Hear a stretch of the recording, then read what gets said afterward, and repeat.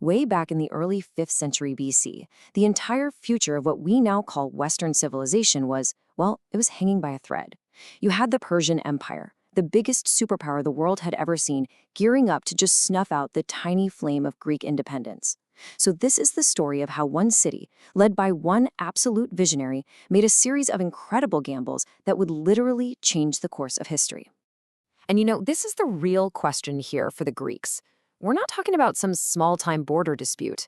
King Xerxes of Persia was putting together an army and a navy so huge it was hard to even imagine. His goal? To crush Greece once and for all and get revenge for a humiliating defeat his father suffered at Marathon about a decade earlier. The odds were, well, calling them impossible is putting it mildly. Just try to imagine the news filtering in from the east. Hundreds of thousands of soldiers, a fleet of more than 1,000 ships. For the small, constantly bickering city-states of Greece, this was an existential threat. They were totally outnumbered, they were outfinanced, they were right on the brink of being wiped off the map. But inside Athens, a different kind of plan was starting to form. And it wasn't a plan to build taller stone walls or train more soldiers with spears.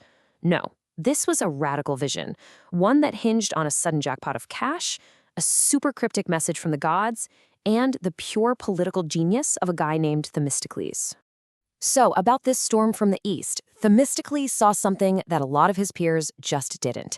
He knew this war wasn't going to be won on land in some mountain pass. He understood that the real key to survival, the key to everything, was the sea. So, who was this guy? The historian Herodotus calls him a new man. But Themistocles had been pushing for a powerful navy for years. He got it. He knew that Persia's gigantic army needed its fleet to bring in supplies. If the Greeks could control the Aegean Sea, they could basically starve the Persian war machine. It was a brilliant idea, but it needed a fleet that Athens just did not have. And then, almost like a miracle, fate steps in. A discovery is made that puts Athens at a major crossroads, forcing them to make a choice that would define everything.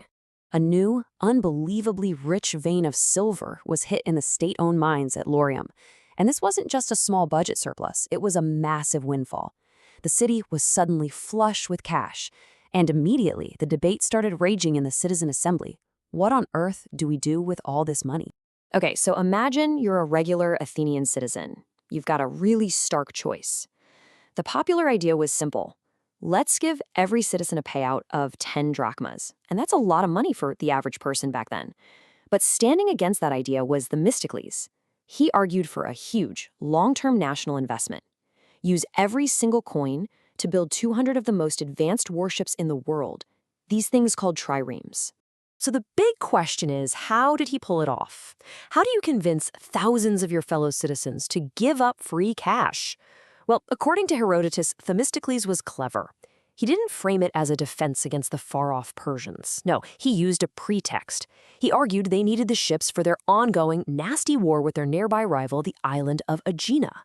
That made the threat feel immediate, it felt real, and it worked. He won the debate. Let's just stop on that number for a second. 200. 200 brand new, state-of-the-art warships. This one decision, paid for by that silver jackpot, basically turned Athens into a naval superpower overnight. This fleet would become the absolute backbone of the entire Greek defense. Without it, the story of the Persian Wars would have a very, very different ending. All right, so the fleet is being built, but Athens suddenly faces another crisis. And this one isn't about men or money. It's about faith. They send a delegation to the most sacred spot in their world, the Oracle of Apollo at Delphi, to ask for help from the gods. And the answer they got back was absolutely terrifying. Can you even imagine being one of those envoys? The message from the god was pure, unfiltered doom. Fly to the world's end. No hope, no strategy, just run, abandon everything because you are toast. The city went into a complete panic. So in desperation, the envoys go back, basically begging for a different answer. And they get a second prophecy. But this one is a riddle. It's super cryptic. It gives them two key phrases. A wooden wall would keep them safe, but divine Salamis was going to bring death. You can just imagine the arguments this sparked back in Athens. So on one side, you had the professional interpreters of the oracle. They argued the wooden wall was the old thornbush fence around the Acropolis, and that the part about Salamis meant the huge naval defeat was coming. Their advice was basically, get out of town. But then you have Themistocles. He grabs hold of that ambiguity. He argues the wooden wall isn't a fence, it's the wooden hulls of their new ships. And here is where his genius just shines. He points out that if the oracle meant disaster for the Greeks, it would have called the island hateful Salamis, not divine Salamis, so he concludes it must be the enemy's sons who are going to die there. He literally turned a prophecy of doom into a divine order to follow his naval strategy. Incredible. So Themistocles had Athens committed to the plan. But now came the next big challenge. How do you unite all these fiercely independent, constantly squabbling Greek city-states into one fighting force before Xerxes shows up? So in 481 BC, leaders meet at the Isthmus of Corinth, and they form what we now call the Hellenic League. And they make some really smart, practical decisions. First up, they agree to stop all their internal wars. Yep, including that big one between Athens and Aegina. Next, they send spies to Asia Minor to see just how big this Persian threat really is. They also tried to recruit other powerful Greek states, though that mostly failed. And in a move that was absolutely critical for unity, Athens, even though it had the biggest navy, agreed to let Sparta have supreme command of all the allied forces. So, as the shaky alliance gets ready to face the storm, there are two final pieces of the puzzle that really define their resistance and the whole psychology of the war to come. The first was this really important idea called Medicizing. It's basically a term for any Greek state that surrendered to the Persians, or the Medes. The members of the League swore a really serious oath.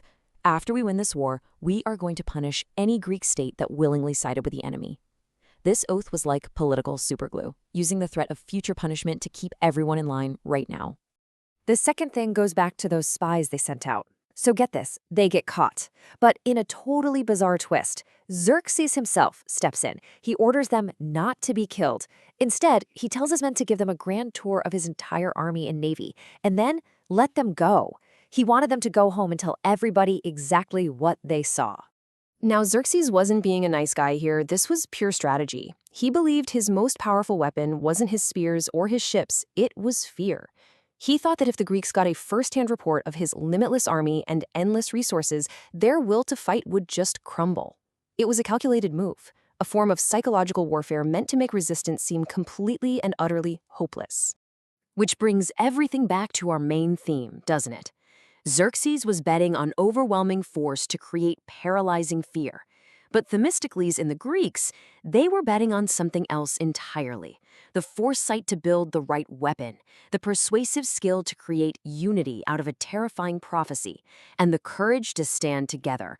The war that was coming would be the ultimate test of which was stronger.